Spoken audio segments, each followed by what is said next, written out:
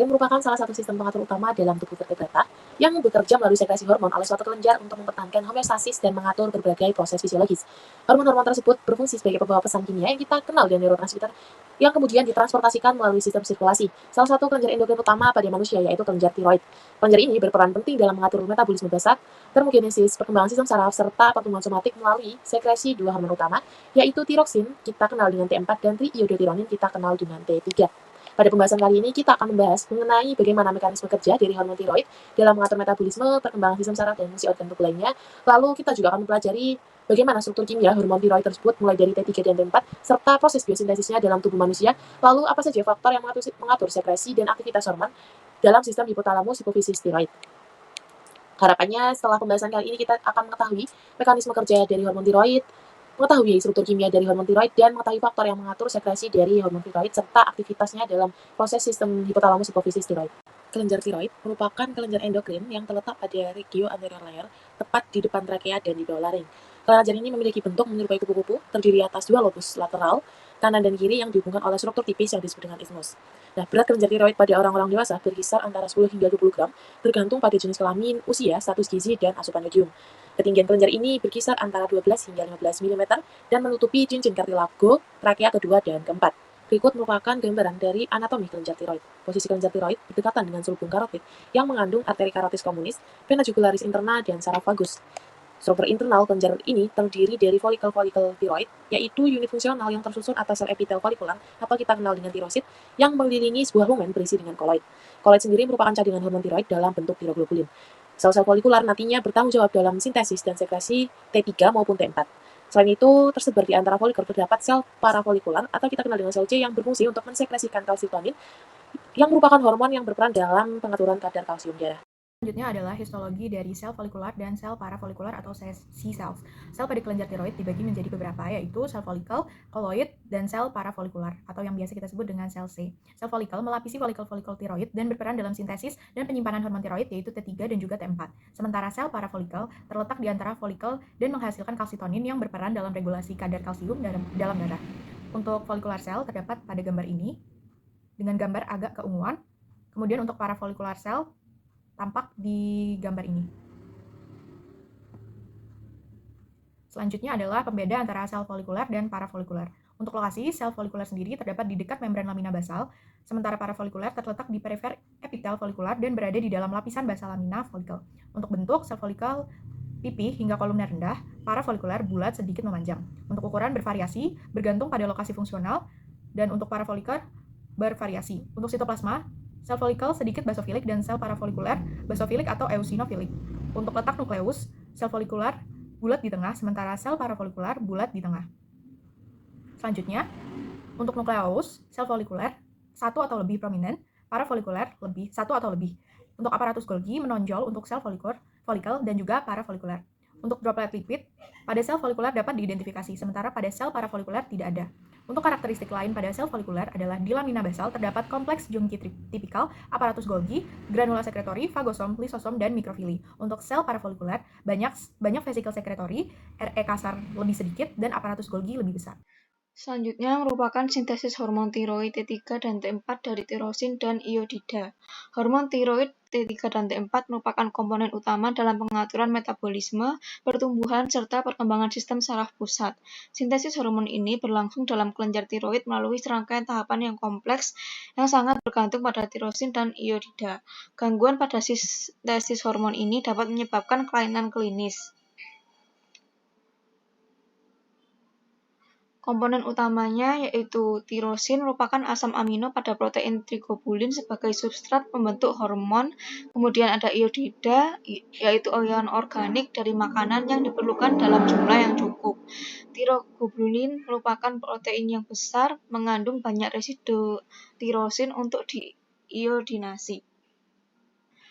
Berikut merupakan tahapan sintesis hormon T3 dan T4, yaitu tahapan awal sintesis dimulai ketika iodida yang diperoleh dari makanan masuk ke dalam sel folikular melalui suatu protein transport aktif yang disebut sodium iodine synresorter atau NIS berada di membran basolateral sel folikuler dan memungkinkan penyerapan iodida melawan gradien konsentrasi menggunakan energi dari pompa natrium. Setelah iodida masuk ke dalam sel, ia kemudian dipindahkan ke sisi apikal sel menuju lumen folikel, tempat penyimpanan triglobulin, yaitu protein besar yang kaya akan residu tirosin. Di dalam lumen ini, iodida akan dioksidasi menjadi bentuk aktifnya, yaitu iodin oleh enzim TPO, yang memerlukan hidrogen peroksida sebagai kofaktor. Proses ini melibatkan enzim lain seperti duoxtu yang berperan menyediakan H2O2. Baik, selanjutnya adalah mekanisme transportasi hormon tiroid dalam darah. Sebelumnya, hormon tiroid ini dibagi menjadi dua, yaitu T3 dengan T4.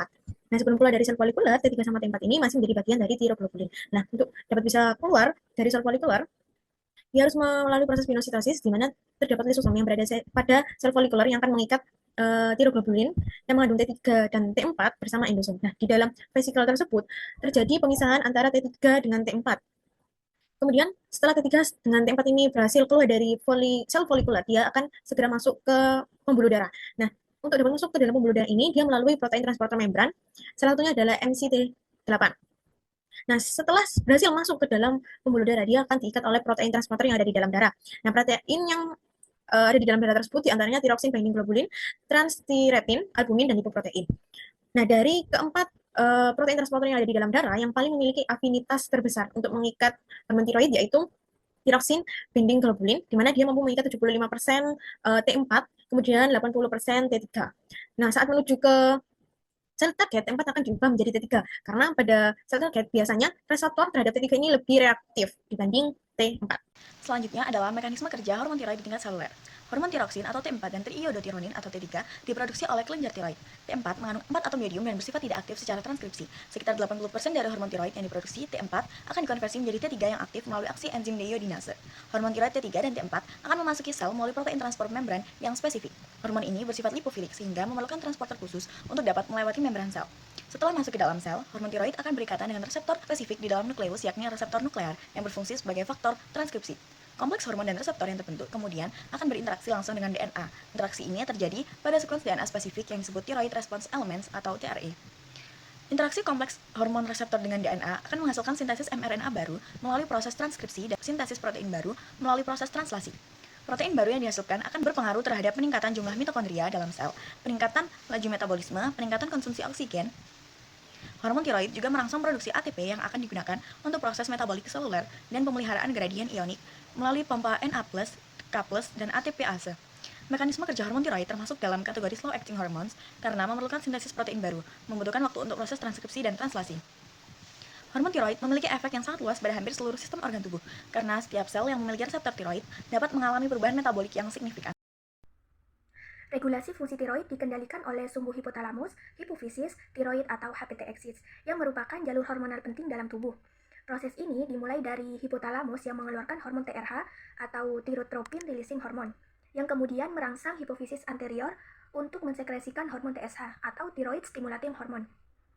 TSH kemudian bekerja pada sel folikular di kelenjar tiroid untuk mengaktifkan sintesis dan pelepasan hormon tiroid utama, yaitu tiroksin atau T4 dan triodotironin atau T3. Kedua hormon ini akan masuk ke dalam sirkulasi darah dan mengatur berbagai proses metabolisme tubuh. Ketika kadar T3 dan T4 meningkat, ini akan memberikan umpan balik negatif ke hipofisis dan hipotalamus untuk menurunkan produksi TRH dan TSH, sehingga kadar hormon tiroid tetap terkontrol. Selain TRH dan TSH, regulasi ini juga dipengaruhi oleh berbagai faktor lain seperti dopamin, somatostatin, glukokortikoid, leptin, dan suhu tubuh. Sistem ini bekerja secara sensitif dan dinamis untuk memastikan keseimbangan hormon tiroid yang esensial bagi metabolisme, pertumbuhan, perkembangan saraf, dan fungsi organ vital lainnya. Selanjutnya, mekanisme umpan balik negatif melalui TRH dan TSH. Proses ini, seperti yang terlihat pada gambar, diawali dengan hipotalamus mensekresikan TRH, thyrotropin releasing hormone, untuk menstimulasi kelenjar hipofisis anterior menghasilkan TSH, thyroid stimulating hormone. Selanjutnya, TSH merangsang kelenjar tiroid untuk memproduksi dan melepaskan hormon tiroid, triodotironin, dan tiroksin T3 dan T4 ke dalam darah. Proses ini untuk memastikan produksi hormon tiroid sesuai dengan kebutuhan karena penting dalam mengatur fungsi metabolisme. Ketika kadar hormon tiroid dalam darah itu meningkat, akan terjadi mekanisme umpan balik negatif berupa sinyal penghambatan ke hipotalamus dan hipofisis anterior. Efek dari umpan balik negatif ini yaitu sekresi TRH dan TSH itu ditekan sehingga produksi hormon tiroid kembali ke tingkat normal. Sebaliknya, jika kadar hormon tiroid itu menurun, maka penghambatannya jadi berkurang sehingga TRH dan TSH itu meningkat dan dapat menstimulasi produksi hormon tiroid. Mekanisme umpan balik negatif ini sangat sensitif terhadap perubahan kecil pada kadar hormon tiroid karena dapat menyebabkan perubahan signifikan pada kadar TSH. Selain hormon tiroid, sekresi TSH dapat dipengaruhi oleh faktor lain seperti glukokortikoid, somatostatin, agonis dopamin, growth hormone, dan gastrin. Mekanisme ini menunjukkan kompleksitas regulasi sistem endokrin pada hormon tiroid. Selanjutnya yaitu gangguan atau kelainan hormon. Yang pertama adalah hipertiroidisme. Apa itu hipertiroidisme? Hipertiroidisme adalah kondisi di mana kadar hormon tiroid T3 dan T4 dalam darah meningkat, sehingga mempercepat aktivitas metabolik di dalam tubuh. Hormon yang terkandung merupakan tiroksin dan tiroiditironin. Selanjutnya yaitu penyebab hipertiroidisme. Yang pertama ada Graves' disease yang dimana disebabkan oleh penyakit autoimun yang disebabkan oleh antibodi yang menstimulasi reseptor TSH di kelenjar tiroid yang akan menghasilkan produksi hormon berlebih. Kemudian yang kedua ada toxic multinodular goiter yang dimana banyak nodul yang aktif secara otonom. Kemudian ada toxic adrenina yang dimana terdapat nodul tunggal yang menghasilkan hormon tanpa regulasi TSH. Yang terakhir adalah overdosis levothyroxine, terlalu banyak konsumsi hormon tiroid sintetis. Selanjutnya yaitu ada tanda dan gejala umum. Yang pertama penurunan berat badan, nafsu makan meningkat, kemudian ada palpitasi atau jantung berdebar, keringat berlebih, intoleransi panas, kecemasan, dan insomnia. Kemudian terdapat komplikasi hipertiroidisme.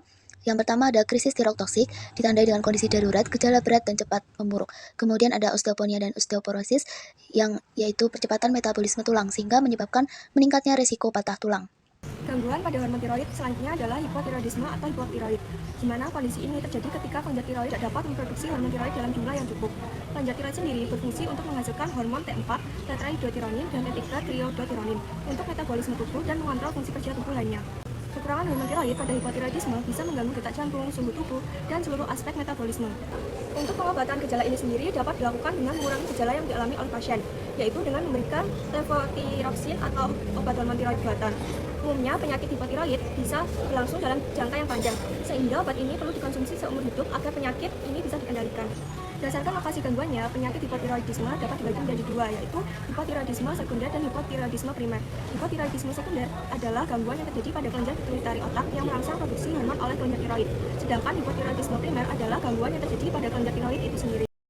Kesimpulannya yaitu yang pertama, hormon tiroid yaitu T3 dan T4 berperan penting dalam mengatur metabolisme, perkembangan sistem saraf, serta fungsi berbagai organ tubuh.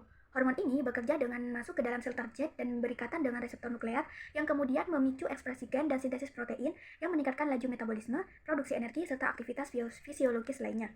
Kedua, hormon T3 dan T4 disintesis di dalam folikel tiroid dari asam amino tirosin dan ion iodida dengan bantuan enzim dan protein seperti tiroglobulin.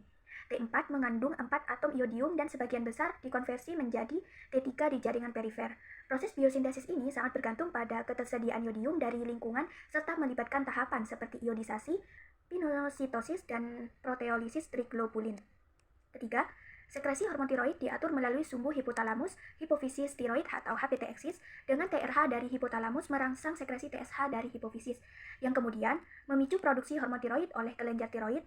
T3 dan T4 memberikan umpan balik negatif terhadap hipotalamus dan hipofisis. Regulasi ini juga dipengaruhi oleh faktor lain seperti dopamin, somatostatin, glukokortikoid, leptin, dan suhu tubuh yang menunjukkan kompleksitas kontrol hormonal dan menjaga keseimbangan fungsi tiroid.